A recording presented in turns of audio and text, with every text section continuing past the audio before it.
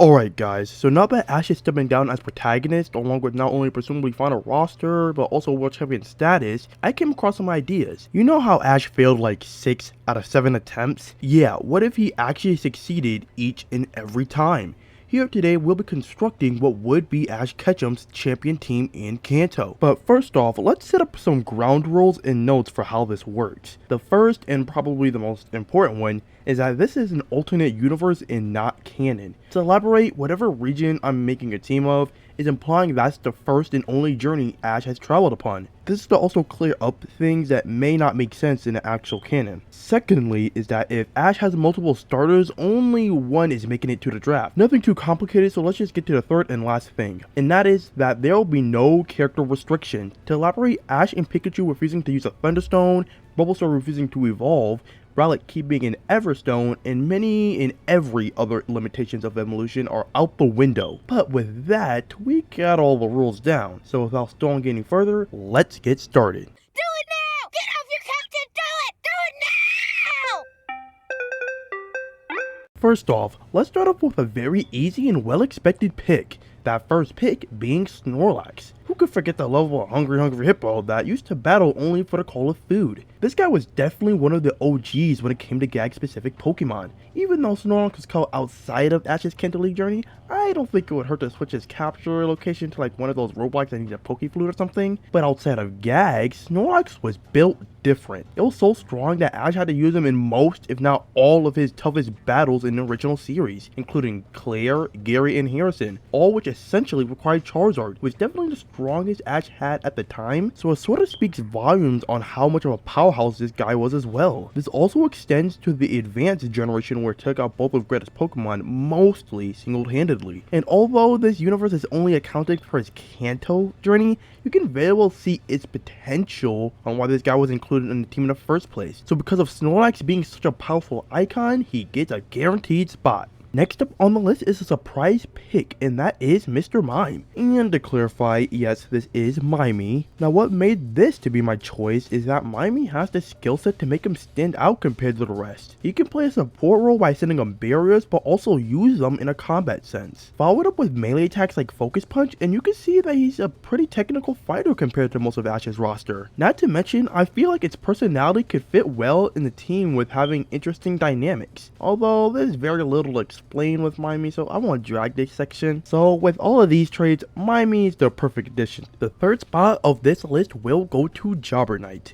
Now we're heading back to familiar territory, but honestly I was originally intending to go to Pidgeot, because the idea was to give Ash an airborne member, and who could forget Ash's very first Sky Fighter. But thanks to Journeys, they added another Kantonian flyer as an option. And the reason I chose Dragonite over Pidgeot is because the latter has a less interesting personality, less flavorful moveset, and more of a jobber if we're being honest. So now you know why Dragonite is here, but what other traits does she might have, you wonder? Well, in terms of battle prowess, she has a lot of aerial advantages like using easy utilization of special moves such as Hurricane and Draco Meteor, but also special strats like using Dragon Dance. She even has basic physical confrontation with Dragon Claw. In my opinion, this type of moveset stands apart immensely compared to the other birds. But strength is not her only defining feature. She has a sweet, caring personality akin to a mother, so I think a kind personality is a great contrast to the team. Dragonite may not be the powerhouse of the team, but I think other traits still make her eligible to make the team. Fourth up on the list, and probably the last normal pick, is Gengar. First, let's get straight to capability. To me, Gengar might be more important of an asset than initially thought. This is because in Pokemon Journeys,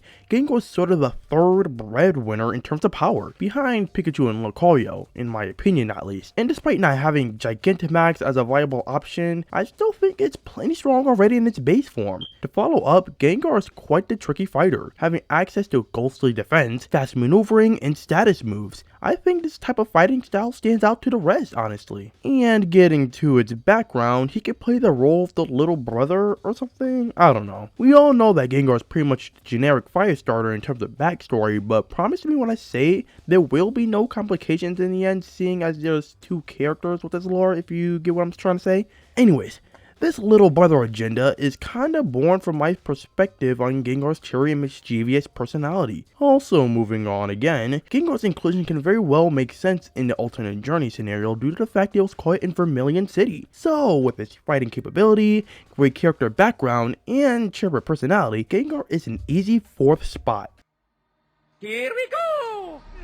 Alright, now we're getting into the true interesting bit, and that'll transfer onto our 5th spot. And that'll go to Raichu.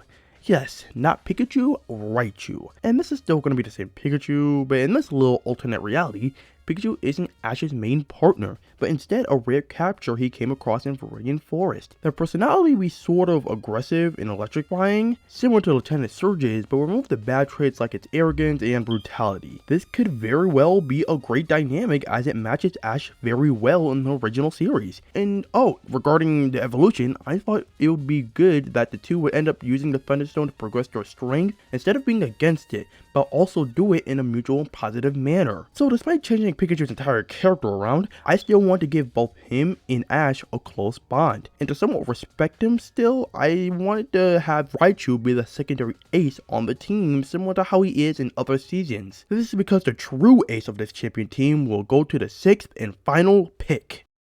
So, now that we covered Snorlax, Mr. Mime, Gengar, Dragonite, and Raichu, we are now ready to discuss our last pick. You should already know that I decided to include one starter onto this team, meaning the others not chosen will unfortunately cease to exist, I guess. Sorry Bulbasaur, and sorry Charizard. What? Poggers! That's right, the 6th and final member of this team is none other than Blastoise. What convinced me to make this decision is that Ash initially wanted a Squirtle, and the initial problem that came across this was how would Blastoise be an interesting battler? And after some research, Blastoise might actually be the perfect battler for Ash. Not only would it have a defensive tank style like Snorlax, it could also do similar offensive styles similar to Ash's Charizard by having a special stab attack along with even seismic toss. There's both defense and mobility shown by Gary's Blastoise 2 when it uses rapid spin, so there's honestly a whole bunch of versatility possible. But now that we know of its fighting capabilities, let's go on about its character. First off, let's establish that this Blastoise is not the same Squirtle from the Squirtle Squad. This is the one that Ash initially wanted to pick back at Oak's lab. I guess the downside is that its backstory is pretty boring and non-existent compared to other aces, but I still wanted to give it flair. So throughout this alternate reality, similar to Charmander, it'll get more disobedient as it evolves over time. So overcoming that will be its main arc. Also, the lack of Charizard was what kind of motivated me to include Gengar and make things less complicated due to their backstories. So think of Gengar as the honorary tragic fire type like how it was in Journeys. But anyways, with its versatile bulk and power, along with its tough guy character arc, I think overall Blastoise can come off as an interesting ace for Ash's Kanto champion team. Okay, we got all of the party rounded up, so let's get to our conclusion. To summarize everything, we have the gluttonous tank Snorlax, the technical support Mime, the fiery trickster Gengar, the lovingly sweet aerial fighter Dragonite, the electrifying powerhouse Raichu, and the tough and powerful turtle ace Blastoise. All in all, I think this team turned out pretty great. Although I'm saying this from an aesthetic perspective, so don't go on Showdown hoping to be invincible, because I don't know how good these guys are competitively. Anyways, I may or may not have mentioned this could be a series. I want to test the waters with this concept, and it really depends on how this turns out. But I ran out of things to say, so I guess that's pretty much all I got for now. Yep.